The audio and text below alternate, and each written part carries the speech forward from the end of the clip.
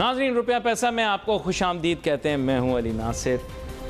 اب بات کچھ ایسی ہے کہ مجھے یہ سمجھ میں نہیں آ رہا کہ گفتگو کا آغاز میں کیسے کروں, کس طرح سے آپ لوگوں کو سمجھاؤں کہ یہ سب کچھ جو آئی واش آپ کی نظروں کے سامنے ہے اس کا حقیقت سے کوئی تعلق نہیں. پولیٹیکل انسٹیبلٹی ضرور ہے ہمارے ملک کے اندر, موریلٹی اور جسے آپ کہہ سکتے ہیں معیار اقدار سب ختم ہو چکے ہیں اب, سیاسی طور پر بھی, اخلاقی طور پہ بھی, معاشرتی طور پر بھی اور معاشی طور پر بھی.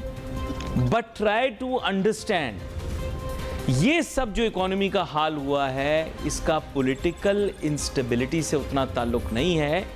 یہ ہے فوگ ساری, یعنی ایک دھند سی آ گئی سامنے جسے ہم نے نام رکھ دیا پولیٹیکل انسٹیبلٹی کا. دراصل اگر آپ دیکھیے تو انٹرسٹ ریٹ کو آپ نے اتنا زیادہ بڑھا دیا ہے. صحیح کیا غلط کیا, I don't want get into that argument. Aim یہ ہے کہ انٹرسٹ ریٹ کو آپ نے اتنا بڑھا دیا, ظاہری بات ہے بزنس کی فیزیبلٹی بنانے نکلوں گا تو 3 سال کے اندر اپنا پیسہ کیسے ڈبل کر کے واپس بینک کو لوٹاؤں گا. سمجھنے کی بات ہے نا. ڈالر اگر 300 روپے سے زیادہ تجاوز کر چکا ہے تو اٹ از ناٹ لاجیکل اور ریشنل کہ اب میں اپنے ملک کے اندر, we are an import based country, all right, یہ میں آپ کو کلیئر کر دوں. باقی ساری صرف ہماری باتیں ہیں, لفاظی میں ہم ماسٹر ہیں, آپ ہم سے باتیں کروا لیں, ہم آپ کو ایسی ایسی باتیں کر کے دکھائیں گے افلاطون, سقراط اور ارسطو کو شرم آ جائے گی. ہر مسئلے کا ہمیں حل پتہ ہے اپنے مسئلے کے علاوہ. جسے کہتے ہیں نا کہ وہ ایک شخص ہوتا ہے جس کو دوسروں کی بیٹیوں کی شادی کے لیے بے شمار آئیڈیاز آ رہے ہوتے ہیں لیکن اپنی بیٹی بیچاری اس کی بالوں میں چاندی آ جاتی ہے, عمر گزر جاتی ہے, اس کی شادی نہیں کروا پاتا. ہم اسی طرح کے لوگوں میں سے شامل. یہ کچھ بیسک ایشوز ہیں, میں آپ کو بتا رہا ہوں. گراؤنڈ ورک, سپیڈ ورک نہیں ہوا. اکانومی نہ ہماری کل سسٹینیبل تھی, نہ آج ہے اور نہ کل ہوگی اگر ہم انہی پالیسیز کو پرسو کریں گے. یہ صرف ایک فوگ ہے, ایک دھند ہے جس کا بہانہ کر رہے ہیں. ہمارے ساتھ بہت ہی اہم مہمان شامل گفتگو ہیں. ڈاکٹر مرزا اختیار بیگ صاحب, ویسے تو بہت سے ان کے تعارف ہیں جو میں کروا سکتا ہوں لیکن آج چونکہ بزنس کے موضوع کے اوپر بات کر رہے ہیں تو سابق سینئر نائب صدر FPCCI رہے ہیں اور بہت سارے اہم عہدوں پر بھی فائز رہے ہیں. لیکن اس ضمن میں ان سے گفتگو کروں گا. آج گفتگو کا متن یہی ہوگا. ویلکم کرتا ہوں آپ کو. اب مسئلہ کچھ ایسا ہے بیگ صاحب کہ آپ خود سمجھیے کہ یہ جو گراؤنڈ ریئلٹیز آپ نے کریٹ کر دی ہیں ان کا پولیٹیکل انسٹیبلٹی سے اتنا تعلق نہیں ہے. انٹرسٹ ریٹ اگر آپ اتنا بڑھا دیتے ہیں, پھر میں یہی بات کہہ رہا ہوں کہ سائنٹیفکلی کوئی بھی پروف کر دے لیکن ایشو یہ ہے کہ آج کا بزنس مین اپنی فیزیبلٹی کیلکولیٹ کرے گا. بیگ صاحب گھر جائیں گے کیلکولیٹر پہ نکالیں گے. دیکھیں آپ دو چیزوں کو علیحدہ علیحدہ, پولیٹیکل انسٹیبلٹی کا تو اثر پڑا ہے معیشت پہ. ہماری اکانومی پہلے ہی 3-4 سالوں میں, اس سے پہلے مشکل میں ڈاؤن دی ڈرین تھی, تنزلی کا شکار تھی, ابتری کا شکار تھی. معاشی انڈیکیٹرز خراب سے خراب تر ہوتے جا رہے تھے. ہمارا فارمیٹ ہی بدل گیا. ہم نے ایک زرعی صنعتی پاکستان کو ڈیولپ کرنا تھا, زراعت کو ڈیولپ کرنا تھا, مینوفیکچرنگ کو اپنے بڑھانا تھا, اس کے بجائے ہم نے ٹریڈنگ کو بڑھایا. IMF کی شرائط, ظاہری بات ہے IMF لینڈر ہے, اس کی شرائط ماننی پڑیں گی. لیکن مسئلہ یہ ہے کہ ہمارے سامنے ایسا پیش کیا گیا بیگ صاحب کہ انہوں نے نئی شرائط رکھی ہیں, لیکن جو میں نے سمجھا ہے وہ یہ کہ یہ شرائط شروع سے تھیں. دیکھیں IMF نے جب ہمیں لون پروگرام سائن کیا تھا تو اس کی شرائط تھیں اور ہم نے ایک ہدایت دیے تھے کہ یہ ہم ہدایت حاصل کریں گے اور اس پروگرام کو امپلیمنٹ کرنا تھا. لیکن عمران صاحب نے اس پروگرام سے بریچ کیا اور پاپولیٹی لینے کے لیے, کیونکہ لانگ مارچ وغیرہ بلاول بھٹو زرداری کا تھا, تو انہوں نے بجلی کی بھی اور پیٹرولیم کی بھی قیمتیں 10 روپے پیٹرول کی اور 5 روپے بجلی کی کم کر دی. وہاں سے IMF سے پروگرام سے اب نکلنے کے بعد پھر دوبارہ IMF کے پروگرام میں جانا اب وہاں حل ہو نہیں. لیکن بیگ صاحب آپ خود سمجھتے ہیں ان چیزوں کو, آپ خود گورنمنٹ کی پالیسی میکنگ میں رہے ہیں اور میرے خیال سے کچھ کابینہ کے اجلاس بھی آپ نے اٹینڈ کیے ہیں. بات یہ کہ 1 مہینے کی وائلیشن جو ہے وہ ایسا نہیں ہو سکتا کہ 2 سال کی سزا میں کلمینیٹ کرے. 1 مہینہ انہوں نے فیول کے اندر جو بھی کیا, اگلے مہینے ان کی گورنمنٹ چلی گئی, اس کے بعد نئی گورنمنٹ آ گئی. نئی گورنمنٹ نے IMF کے پروگرام میں فوراً سے نہیں چلے گئے. اب جیسے نئی گورنمنٹ ان کے شرائط ہی پورا کرنے میں لگی رہی. یہ میں نہیں کہہ رہا ہے کہ انہوں نے منع کرا, ان کی پوری انٹینشن اب تک ہے کہ وہ آئی ایم ایف کا پروگرام ہو, لیکن بریچ تو صرف 1 مہینے کی تھی. لیکن حالات ڈیٹیوریٹ ہونے سے آپ کے ہدایف سب آؤٹ ہو گئے, آپ کے قرضوں کی ادائیگیاں بڑھ گئیں, آپ کے باہر کے جو ایکسٹرنل پیمنٹس ہیں وہ بڑھ گئیں, لہٰذا انہوں نے کہا کہ جی اتنے پیسے ہمیں چاہیے, رول اوور اتنے پیسے چاہیے, دوست ممالک سے ملے, ریونیو ٹارگٹ بھی انہوں نے بڑھائے, پیٹرولیم مصنوعات پہ پی ڈی ایل لگوائے, یہ سب چیزیں منی بجٹ آیا, آپ کو پتا ہے. نہیں یہ بات صحیح ہے, لیکن آپ کو یاد ہوگا کہ نئے فائنانس منسٹر جب آئے, انہوں نے آتے ہی, I am talking about the first finance minister, ٹھیک ہے, اس گورنمنٹ میں 2 آئے ہیں ابھی, اسحاق ڈار صاحب, متفق اسماعیل. ہاں, انہوں نے کیا کیا, ایک جھٹکے کے اندر ہی اسٹارٹڈ انکریزنگ, جھٹکوں کے اندر, ان پاپولر تو انہوں نے کیا ہی, اپنی پارٹی کو بہت نقصان پہنچایا. اب تو آپ کو پتہ ہے ہر جگہ پہنچ جاتے ہیں لیکچر کرنے, تب تو کوئی فون بھی نہیں اٹھاتے تھے شاید لوگوں کا. لیکن مین ایم یہ ہے کہ he gave 2 major jolts to the public, جس کی وجہ سے پبلک کے اندر پوری آنے والی گورنمنٹ کی حیثیت ہی کوئی نہیں رہی. دیکھیں, اور یہ شرط بتائی کہ جی آئی ایم ایف کی یہ شرط ہے, اگر ہم نے یہ کیا تو ہم آئی ایم ایف کے پروگرام میں چلے جائیں گے. لیکن عوام کے اندر انہوں نے اتنا گندا کیا اپنی سیاسی جماعت کو, اور آئی ایم ایف کے پروگرام میں بھی نہیں گئے. دیکھیں, پہلی چیز تو یہ ہے کہ متوا صاحب آئی ایم ایف کا پروگرام ہینڈل کر رہے تھے, اور ان کے بقول they was about to conclude, لیکن دونوں کی نئے اسحاق ڈار صاحب کی اور ان کی پالیسی یوں تھی. No, I think he's making up a story. I'll be very frank, he got time, he couldn't do it. متوا صاحب جو تھے وہ روپی کو فری فلوٹ رکھنا چاہتے تھے. وہ چاہتے تھے کہ جو ڈیمانڈ اینڈ سپلائی میکنزم پہ جو بھی ویلیو ہو, چاہے وہ ہمیں ڈیپریشیٹ کرنا پڑے, اس کا ڈی ویلیو کرنا پڑے, ہم کریں. اور اس طرح انہوں نے جو پالیسیاں نکالیں تھیں امپورٹ وغیرہ کی بھی, وہ اسحاق ڈار نے آ کے بالکل ریورس کری ہیں. اور یہ یو ٹرن پالیسیز کا لینا بہت زیادہ خطرناک ہوتا ہے. نہیں, لیکن ہوا ان سے بھی کچھ نہیں تھا نا.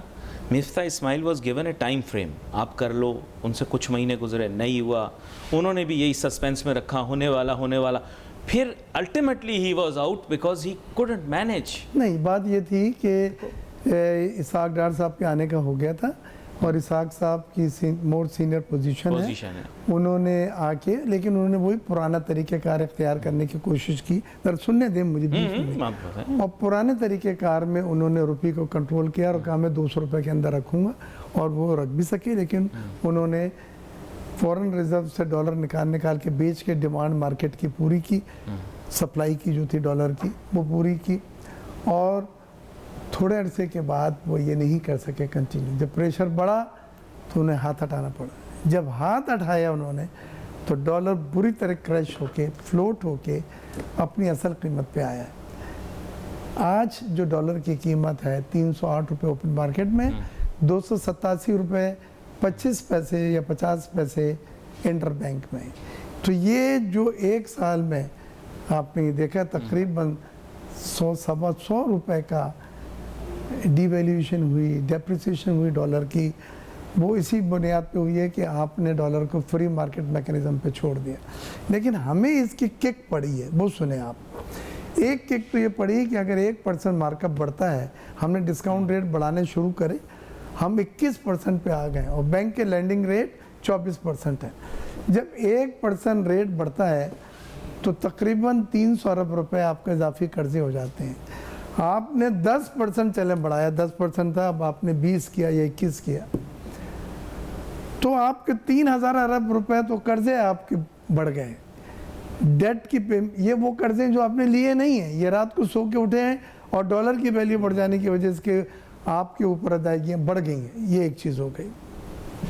دوسرے, آپ نے یہ جب دیکھا کہ ڈالر فری فلوٹ سے آپ نے پابندیاں لگائیں ڈالر کے استعمال پہ, آپ نے ایل سیز کھولنی بند کر دی, اس میں را مٹیریل کی بھی ایل سیاں رک گئی ہیں, خام مال کی جس کو کہتے ہیں, فارماسیوٹیکل کی, آٹو موبائل کی, ٹیکسٹائل کی, ڈائز, کیمیکل, پولیسٹر فائبر, یہ سب چیزیں سپلائی چین متاثر ہوئی.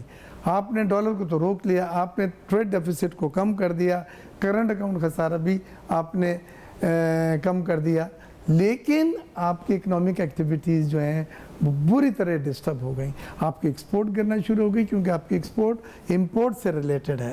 آپ کی آج جب میں بات کر رہا ہوں 29% ٹیکسٹائل, 7ویں کنزیکٹیو منتھ, 7ویں مسلسل 7ویں مہینے آپ کے 27% ٹیکسٹائل کم ہوئی ہے اور 19% لارج اسکیل مینوفیکچرنگ کم ہوئی ہے، جس میں سیمنٹ آتا ہے، جس میں اسٹیل آتا ہے، جس میں آٹو موبائل آتا ہے، جس میں ٹیکسٹائل آتا ہے، کیمیکلس، یہ سب چیزیں۔ لہٰذا آپ کی اکانومی ڈیٹوریٹ ہوتی گئی، آپ کے جو ہدف آپ کے چیز جو کر رہے تھے وہ آپ نہیں کر سکے، آپ کے ریونیو شارٹ فالز بھی ہوئے کیونکہ اکانومی ایکٹیویٹی بالکل کم ہو گئی، آپ کی جی ڈی پی گروتھ پتہ ہے آئی ایم ایف نے اور ورلڈ بینک نے کتنی فورکاسٹ کی ہے؟ 0.5%۔ آپ 0.5% کے اوپر کیا اکنامک گروتھ ہے وہ جس پہ آپ کچھ حاصل کر سکیں؟ تو یہی وجہ ہوا کہ اب آپ کے اکنامک انڈیکیٹر اتنے زیادہ خراب ہو چکے ہیں کہ آئی ایم ایف کی شرائط سخت سے سخت ہوتی جا رہی ہیں۔ تو سر آپ میری بات ایک یہ بھی مان لینا کہ میں نے کئی مرتبہ آپ کو پروگرام میں کہا کہ پاکستان کی اکانومی سسٹینیبل نہیں ہے، جب تک کہ کوئی مضبوط شخص ہمارا ہاتھ نہ پکڑے ہم آگے نہیں چل سکتے۔ آپ نے یہ آزادی، حقیقی آزادی، غلامی نامنظور، یہ کس طرح کے اسٹوپڈ نعرے تھے؟ ان کے نتیجے میں کیا ہوا؟ آپ کے بین الاقوامی ممالک سے تعلقات خراب ہو گئے، آپ جانتے ہیں۔ جی، اور ایک چیز اور ہوئی ہے، جب میں تاکہ آپ کے سوال کا جواب مکمل ہو جائے، تو یہ جب economic melt down, economic crisis, economic crash ہوا تو اس پہ ایک سونے کا سہاگا ہو گیا پولیٹیکل انسٹیبلٹی کا، سیاسی عدم استحکام، یہ جلد سے یہ جلوس، یہ جلاؤ، یہ گھیراؤ، یہ پکڑ، یہ دھکڑ، اس سے انویسٹرز کا کانفیڈنس بھی زیرو ہو گیا اور آپ کی اکنامک ایکٹیویٹیز بھی متاثر ہوئیں، آپ کی ایکسپورٹ، آپ کی ہر چیز متاثر ہوئی۔ سر معصومانہ ایک سوال ہے آپ سے، بات یہ ہے کہ 2 دفعہ پی ڈی ایم نے لانگ مارچ، ایک دفعہ اناؤنس کی، ایک دفعہ ایگزیکیوٹ نہیں کر سکے کیونکہ اس کے رزلٹ میں اگریمنٹ یہ ہوا کہ ارلی الیکشنز ہوں گے، آپ کو یاد ہے اس بات کا؟ تب تو کوئی اکنامک انسٹیبلٹی نہیں ہوئی، روز جلسہ ہوتا تھا، روز رش لگتا تھا۔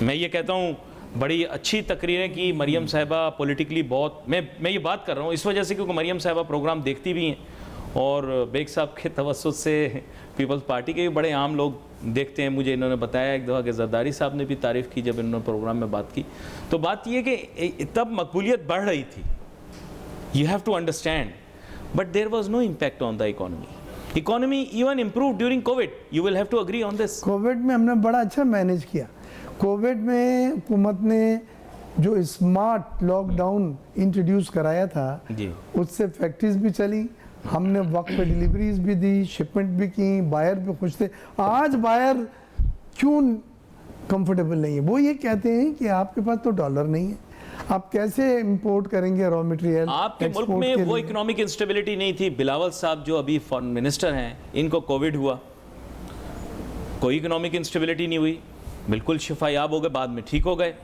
مریم صاحبہ کو کووڈ ہوا، وہ نیشنل لیول کی لیڈر تھیں، کوئی فرق نہیں پڑا۔ بات سنیں، آپ غلط، عمران خان صاحب کو کووڈ ہو گیا، ایک سیکنڈ، انہوں نے کابینہ کی میٹنگیں بھی بلائیں۔ میں صرف یہ پروف کرنا چاہ رہا ہوں، ایک منٹ رکے، میں آپ کو اصلاح کر دوں، پولیٹیکل انسٹیبلٹی کووڈ سے نہیں ہوتی۔ نہیں، جلسے تھے نا سر ان کے، دیکھیں مریم صاحبہ جلسوں میں گئیں، وہیں سے ہوا۔ سیاسی عدم استحکام، پولرائزیشن، سیاسی انتشار، پکڑا دھکڑی، گھراؤ جلاؤ سے ہوتی ہے جو ہو رہا ہے، اور اس سے بزنس کمیٹی پریشان ہے۔ ابھی گورنر صاحب نے بلایا تھا، پوری کراچی کے بڑے بزنس مین تھے، ہم سب نے کہا کہ یہ 24% مارک اپ کے اوپر، 48% افراط زر، مہنگائی، 37% سی پی آئی، چیخیں نکل گئی ہیں، بے روزگاری ہو رہی ہے۔ بی بی کی آخری کتاب کا نام آپ کو پتہ ہے کیا تھا؟ ریکنسیلیشن۔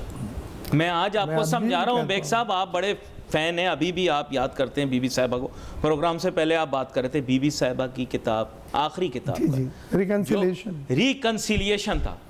آپ ریکنسائل آپ کو کرنا پڑے گا کسی نہ کسی طریقے سے، there needs to be reconciliation۔ کہ ہم اپنا کردار ادا کرنے کو تیار ہیں، تمام سیاسی جماعتوں سے ملنے کو تیار ہیں، ہمارے سے کچھ لوگ اسلام آباد بھی گئے ہیں، ایک ٹیبل پہ خدا رہا بیٹھ جائیں۔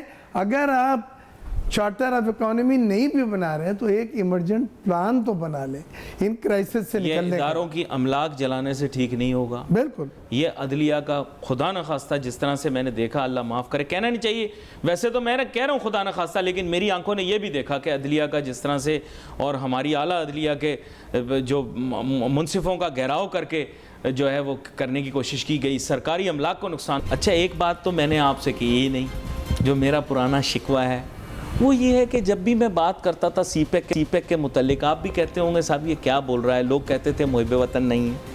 اب مجھے بتائیں محب وطن اس ملک میں ہے کون؟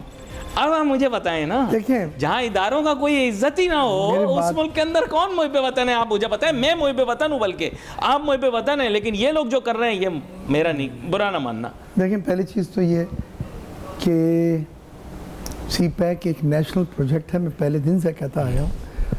اور پی ٹی آئی کی حکومت نے جس طرح ٹریٹ کیا، ان کا اعتبار شٹرڈ کیا، اس کے بعد سی پیک کی وہ پیس آ ہی نہیں سکا.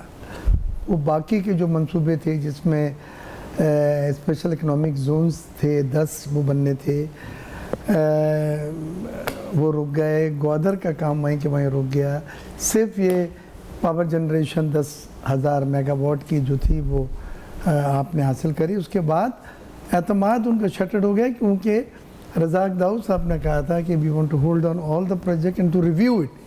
بھائی وہی نیشنل پروجیکٹ ہیں، 45 بلین ڈالر خرچ کر چکے ہیں، اب آپ ریویو کرنے جا رہے ہیں؟ نہیں، وہاں آپ ریویو کے اوپر یا آڈٹ کا اینگل یا اختلاف کا اینگل کرنے کو برا کہہ رہے تھے. آج جب آپ نے اداروں کے خلاف جو کچھ کیا، آپ کی بات نہیں کر رہا، یہی ناظرین میں سے بہت سارے لوگ ہوں گے جنہوں نے باتیں بھی کی، اعمال بھی اپنے دکھائے. یہ غلط نہیں، تنقید کی انگلی جہاں اٹھانی نہیں چاہیے، جہاں آئینی طور پر اجازت نہیں ہے. وہ محب وطن ہیں جنہوں نے جا کر عدلیہ کے اوپر اس طرح سے انگلی اٹھائی. دونوں کو میں بولوں گا، کسی ایک کی سائیڈ نہیں لوں گا. وہ جو تنقید آئین میں اجازت نہیں ہے وہ ٹھیک ہے، وہ محب وطن ہے. جو شخص یہ کہے کہ سی پیک کے منصوبے کی ڈیٹیل پرووائڈ کرو، اس کی آڈٹ کرو، اس کی فائنینشیل آڈٹ کرو، اس کی معلومات کرو، یہ کتنا پاکستان کے مفاد میں کتنا نہیں ہے، کاشگر کا سائز کیا ہے، مجھے ذرا اورنچی سا کا سائز بولنے کیا دیں ہے. آپ، تاکہ یہ بہت ہی امپورٹنٹ ٹاپک آپ نے ٹچ کر لیا. دیکھیں آڈٹ ہونا یا کلیریفیکیشن لینا ایک علیحدہ بات ہے، آپ مکس اپ نہ کریں. پی ٹی آئی کی حکومت میں کہا گیا تھا کہ یہ منصوبے سب روکیں. ان کا یہ کہنا تھا اس میں کک بیک تھی، اس میں اوور انوائسنگ تھی، اس میں بہت ساری بضابطگیاں یعنی ارریگولرٹیز تھیں. لہٰذا ان کا جو میسج تھا کامرس منسٹر ہوا تھا کہ اس کو روک دیا جائے اور پھر ہم ریویو کر کے بتائیں گے. یہ ایک بڑا نیگیٹو میسج ہوتا. پہلی چیز جو آج کل ہوا جو 9 مئی کو اس پہ میں بات کرنا چاہتا ہوں. پہلی چیز تو یہ ہے لیڈرز وہ ہوتے ہیں کہ جو اپنے ورکرز اور سپورٹر کو بے لگام نہیں کرتے. لگام لیڈر کے ہاتھ میں ہوتی ہے، یعنی کس حد تک آپ نے جانے دینا ہے ایجیٹیشنز میں، نعرے بازی میں، یا اس سے زیادہ اگر وہ جانا چاہتے ہیں. سر نہ 9 مئی کو کرو، نہ جو 15 مئی کو ہوا وہ کرو. آپ عدلیہ کا بھی احترام کرو، آپ افواج کا بھی احترام. نہیں، آپ 9 مئی کی بات کر رہے ہیں. دیکھیں عدلیہ کا احترام بہت ضروری ہے، پاک افواج کا احترام بھی بہت ضروری ہے، لیکن جو تماشا لگایا گیا وہ بھی غیر مناسب ہے. میں دونوں کی عزت کرتا ہوں. پہلی چیز تو یہ ہے ہم دونوں کی عزت نہیں، ہم تو یہ کہتے ہیں کہ تمام ادارے محترم ہیں. ہاں یہ بات کریں. اور اسٹیبلشمنٹ آرم فورسز کے خاص طور سے ادارے وہ اس سے زیادہ مقدم اس لیے ہیں کہ ان کی بڑی قربانیاں ہیں. یہ کوئی بھی پاکستانی، آپ یا میں، بول ہی نہیں سکتا کہ ان اداروں کے ساتھ جو کیے گئے میں سمجھتا ہوں زیادتی ہے. یہ اور یہی وجہ کہ میں کہتا ہوں ایسے لوگوں کو سزا ملنی چاہیے تاکہ آنے والی نسل کے لیے ایک سبق ہو اور ان کی جرت نہیں ہو کہ وہ ان ادارے یا وہ ایسی مقامات جو سر ایک وزیر اعظم آپ کا پارٹی کا اپنی نوکری کھو چکا، ٹھیک ہے، اور آپ کو یاد ہے کیس کس نے کیا تھا. میں ابھی نہیں بولوں گا کیونکہ اب آپ لوگ ایک ساتھ بیٹھتے ہیں پی ڈی ایم والے، تو میں اس کی تفصیل میں اب نہیں جانا چاہتا کیونکہ میں یہ اقتدار نہیں، میرے خیال سے پاکستان ایک ہمارا ملک ہے، اس کو ہمیں ابھی بچانا ہے جس طرح کے حالات لوگ کریٹ کر رہے ہیں. میری بات یاد رکھیں بیگ صاحب، یہ ایک سٹروک آف دا پین آپ کے گورنمنٹ کی لیجیٹیمیسی کو، اس لیے میں آج بھی پی ٹی ایم کو کہتا ہوں کہ پی ٹی آئی جو کر رہی ہے وہ تو بہت غلط ہے. آپ جو کر رہے ہیں آپ بھی احتیاط سے قدم رکھیں. احتیاط سے قدم رکھنے میں کیا برائی ہے؟ آپ احترام کریں. میں نے ایسا بھی نہیں دیکھا جو میں نے اس دن دیکھا ہے. سر وقت بدلتے دیر نہیں لگتی. میری ان آنکھوں نے کیا کیا دیکھا ہے اس ملک کے اندر. برا وقت آئے تو سایہ بھی ساتھ چھوڑ جاتا ہے. دیکھیں بیگ صاحب آپ وہ والی بات کر نہیں رہے، آپ وہیں پہ جا رہے ہیں. دیکھیں آپ کے اوپر یہ فرض ہے، آپ کے اوپر یہ فرض ہے. اس کے باوجود کہ بھٹو صاحب کے ساتھ جو کچھ ہوا، ہمیشہ بی بی نے عدلیہ کا احترام کیا. غلط بول رہا ہوں؟ کیا کہ نہیں کیا آپ سچ بتائیں؟ آخری دنوں تک کرتی رہی, آخری دنوں تک بھی کرتی نہیں. دیکھیں ہم نے تمام عدالتوں کو فیس کیا ہے, ہم نے سزائیں کاٹی ہیں, ہم نے جیلیں کاٹی ہیں. جتنا زیادہ پیپلز پارٹی نے یہ سب چیزیں کا سامنا کیا, کسی پارٹی نے نہیں کیا ہوگا. اداروں کا احترام مقدم ہے. اور یہ بات میں کہہ کے پھر اپنا پوائنٹ آف ویو کنکلوڈ کروں گا کہ کوئی بھی سچویشن ہو جائے وہ اجازت نہیں دیتی کہ آپ قانون کو ہاتھ میں لیں, آپ آئین لیں, آپ حرمتی ان جگہوں کی اور ان اداروں کی اپنے ہاتھ میں لیں. یہ میسج صحیح جاتا ہے, میں ویسے بتا رہا ہوں, یہ میسج صحیح جاتا ہے ورلڈ کو. جو نیوز میں جو گیا 9 کو گیا اور جو 14 اور 15 کو گیا, آپ کے خیال سے یہ اچھا میسج گیا دنیا کو؟ دیکھیں جو بزنس مین کا کیس لگا ہوگا, کسی ملٹی نیشنل کا کیس لگا ہوگا سپریم کورٹ میں, اس نے جا کے جب دیکھا ہوگا وہاں پر کیا ہو رہا ہے, جب وہ 9 تاریخ کو اپنے گھر سے نکلا ہوگا ملٹی نیشنل, جو فورن انویسٹر نکلا ہوگا جس نے صبح میں خبریں پڑھی ہوں گی, اچھا نہیں دونوں تک میں بول نہیں پایا آج. پہلی چیز تو یہ ہے کہ بلاول صاحب نے بھی کہا ان کو, مولانا فضل الرحمان کو, کہ آپ کینسل کریں. اس کے بعد ہم ایک کمیٹی بنائی گئی, احسن اقبال وغیرہ تھے اس میں اور یوسف رضا گیلانی صاحب تھے, وہ ملے بھی, ہم نے پوری انہیں, ہمارے شریک ہیں, الحاق ہے, لہذا ہماری ذمہ داری ہے کہ ان کو آن بورڈ لے کے چلیں. ہم نے پہلے تو ان کو کہا کہ جی آپ اس کو پوسٹ پون کریں, دوسرا ہم نے کہا ریڈ زون سے باہر کریں. یہ سب باتیں آپ کے علم میں ہے نا. اور اس کے بعد لیکن ایک پارٹنر اگر اپنے موقف پہ ہے وہ اس کا پوائنٹ, تو لوگوں کے سامنے ہمارا موقف بھی آ گیا. سر آپ ایک بڑی پارٹی ہیں پی پی, جی میں آپ کو سیاست پہ کیوں لے کر آیا, آپ ایک بڑی پارٹی ہیں پی پی. زرداری صاحب ایک لمبی ریس کے گھوڑے, ایک میں بات کر رہا ہوں کیسے اس نے وقت دیکھے ہیں. زرداری صاحب نے بہت مشکل وقت دیکھے ہیں, یہ میں آپ کو بتا دوں. لوگ بولتے ہیں مفاہمت کا بادشاہ, وہ مفاہمت نہیں, انہوں نے سیاست ہی کی ہے بیچاروں نے. کتنا انہوں نے مشکل وقت دیکھا, لوگوں نے یہ تو دیکھا نہیں کہ سیاسی سفر میں کتنا ٹائم انہوں نے جیل میں گزارا ہے, تو میرا ایگزائل میں گزارا ہے, مشکل میں گزارا ہے نا کہ یہاں پہ 12 گھنٹے اندر رہ جاتے ہیں تو آفت آ جاتی ہے. آپ ہمارے دیکھیں سالوں وہاں سے گزار کر آئے ہیں, تو یہ کریکٹرز ہوتے ہیں, یہ میچورٹی ہوتی ہے, پولیٹیکل ایکومین ہوتا ہے اس کو کہتے ہیں. اور اسی پہ پھر ووٹرز کا کانفیڈنس بلڈ اپ ہوتا ہے کہ نہیں یہ جماعت جو ہے یہ میچورڈ ہے, ہمارے ملک کو سنبھالنے کے لائق ہے. یہ میچورڈ جو ہے برانچ میچورڈ نہیں ہے, ہاسٹائل ہے اور لوز ٹیمپرڈ ہے, ایروگنٹ ہے, ڈیفیکلٹ ہے, اس میں اب ذاتی آنا آ جاتی ہے. یہی موقع ہوتے ہیں ان سب چیزوں کو دیکھ لیں. لیکن جو میرا دل دکھا ہے 9 مئی والے پہ, اور جو طرح سے بھی بہت غلط ہوا, میں تو کہہ رہا ہوں کلیئر کنڈمنیشن ہے اس کی. وہ بالکل ہم آپ سب کنڈیم کرتے ہیں اور ہم اپولوجائز ہیں اپنی ایجنسیوں سے, اپنی افواج پاکستان سے, اپنے شہداء سے کہ جن کے شان میں گستاخی ہوئی. ہم اپولوجائز کرتے ہیں ہاتھ جوڑ کے ان کے ساتھ. یہ بڑا اہم نقطہ ہے, اور بیگ صاحب میں آپ کا شکر گزار بھی ہوں. ہمیں اس چیز کو سمجھنا پڑے گا کہ اداروں کا احترام ہمیں کرنا چاہیے. ملک کا امیج بھی اس سے امپروو ہوگا, معیشت بھی اس سے متاثر ہوئی. اور بیگ صاحب آپ کا بہت شکریہ, آپ پروگرام میں تشریف لائے, اور آخر میں آپ ایک طرح آپ دیدہ بھی ہو گئے جب آپ نے یہ باتیں کی. تو اس سے یہ پتہ لگ رہا ہے کہ آپ کے دل میں حقیقی غم ہے اس طرح کے واقعے کا. اور ظاہری بات ہے دیر از این اوپن کنڈمنیشن. تبھی تو میں آپ لوگوں کو کہہ رہا تھا کہ آپ کو اندازہ نہیں کہ آپ لوگوں نے کیا کر دیا ہے اور کیا کیا غلطیاں آپ سے سرزد ہو گئی. اور اسی لیے میں سیاست دانوں کی بھی میں اصلاح کرنا چاہوں گا, چاہے حکومت میں ہوں چاہے اپوزیشن میں ہوں, اداروں کا پلیز خیال کریں. میں آپ کو دوبارہ بتا رہا ہوں, پاک افواج کو بھی سلام پیش کرتا ہوں, پاکستان کی عدلیہ کو بھی سلام پیش کرتا ہوں, اور یہ بھی نہیں بھولتا کہ پارلیمان بھی عوام نے ہی پارلیمان کے اندر ان ممبران کو بھیجا ہے. ان کا بھی ایک احترام ہے ہمارے دل میں, اور ان کی بھی ایک عزت ہے. میں سب کا احترام کرتا ہوں. یہی کہتے ہوئے آج کے پروگرام کا ہم اختتام کرتے ہیں. We wait for your messages on Facebook. Ali Nasir ہماری ٹیم کو اجازت دیجیے. اللہ حافظ.